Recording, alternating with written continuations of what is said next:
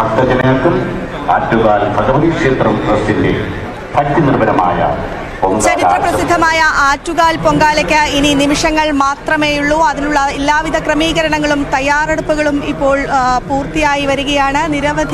നിരവധി ആളുകൾ ഇവിടേക്ക് എത്തിക്കൊണ്ടിരിക്കുകയാണ്. ഒ രാജഗോപാൽ ഉൾപ്പെടെയുള്ളവർ ഈ ക്ഷേത്ര സന്നിധിയിലേക്ക് എത്തുന്ന ഒരു കാഴ്ച നമുക്ക് കാണാൻ സാധിക്കുന്നു. ഏതായാലും വലിയ ക്രമീകരണങ്ങളും ഒരുക്കങ്ങളുമാണ് ഈ ദേവീ ക്ഷേത്രത്തിൽ ഒരുക്കിയിരിക്കുന്നത്. ദേവസന്നിധിയിൽ നിരവധി പേർ ഭക്തലക്ഷങ്ങൾ ദർശന പുണ്യം തേടി എത്തിയിരുന്നു. ഇപ്പോൾ ഒ രാജഗോപാൽ നമ്മോടൊപ്പം ചേരുകയാണ്. എങ്ങനെയുണ്ട്? എല്ലാ കൊല്ലവും വരാറുണ്ട്. ഇവിടെ ആറ്റുകാൽ പൊങ്കാല എന്ന് പറഞ്ഞാൽ സ്ത്രീകളെ സംബന്ധിച്ചിടത്തോളം എങ്ങനെയാണോ സാധാരണ ഭക്തന്മാർക്കും ശബരിമല, അതുപോലെയാണ് സ്ത്രീകളെ സംബന്ധിച്ചിടത്തോളം ഈ ആറ്റുകാൽ പൊങ്കാല. എല്ലാ കൊല്ലവും വരാറുണ്ട്. ഞാനിവിടെ MLA ആയിരുന്ന അവസരത്തിൽ ഇതിൻ്റെ നടത്തിപ്പിൻ്റെ കാര്യത്തിൽ ചുമതലയൊക്കെ ഉണ്ടായിരുന്നു. ഇപ്പോൾ പിന്നെ ആ ചുമതലയില്ല. പക്ഷേ എങ്കിലും വരാറുണ്ട്, കാണാറുണ്ട്. ഇത്തവണ വലിയ തിരക്കാണ് അനുഭവപ്പെടുന്നത്. അത് എല്ലാ കൊല്ലവും തിരക്ക് വർദ്ധിച്ചുകൊണ്ടിരിക്കുകയല്ലേ. എൻ്റെ ചെയ്യാൻ സാധിക്കുന്നതനുസരിച്ച് പരിമിതമായിട്ടുള്ളതല്ലേ സ്ഥലമുള്ളൂ. എൻ്റെ നാട്ടിൽ നിന്നൊക്കെ ആൾക്കാർ, പാലക്കാട്ടിൽ നിന്ന്, മണക്കാട്, പുതുക്കോട്ടിൽ നിന്നൊക്കെ ആൾക്കാർ വന്നിട്ടുണ്ടായിരുന്നു. അവിടെ വീട്ടിൽ താമസിച്ചിട്ടുണ്ട്. അവർ വന്നിട്ട് വേറെ ഹോട്ടലിൽ മുറിയൊക്കെ എടുത്തിട്ടുണ്ട്.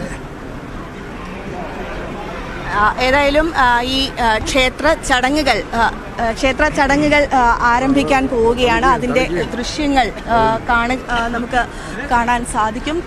പണ്ടാരയടുപ്പിൽ തീർത്ഥം തളിക്കുന്ന ദൃശ്യങ്ങളാണ് നമുക്ക് കാണാൻ സാധിക്കുന്നത്.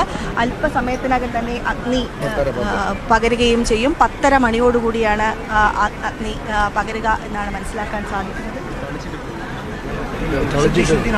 ഇപ്പോൾ പണ്ടാരയടുപ്പിൽ ശുദ്ധി നടത്തുന്നതിൻ്റെ ദൃശ്യങ്ങളാണ് നമുക്ക് കാണാൻ സാധിക്കുന്നത്. ഇത് ക്ഷേത്രം തന്ത്രിയും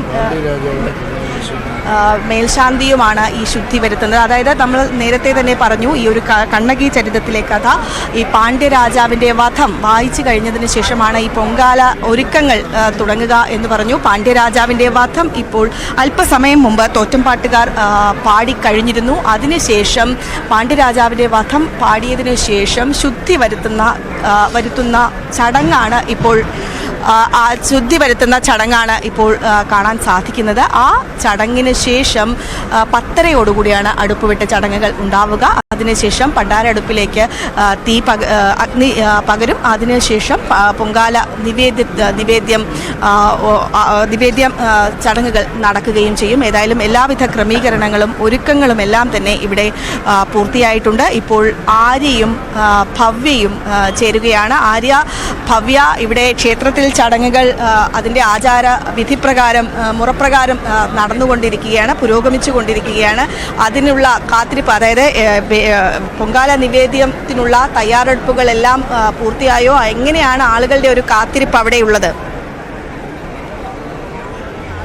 വിധിപ്രകാരം മുറപ്രകാരം നടന്നുകൊണ്ടിരിക്കുകയാണ്, പുരോഗമിച്ചു കൊണ്ടിരിക്കുകയാണ്.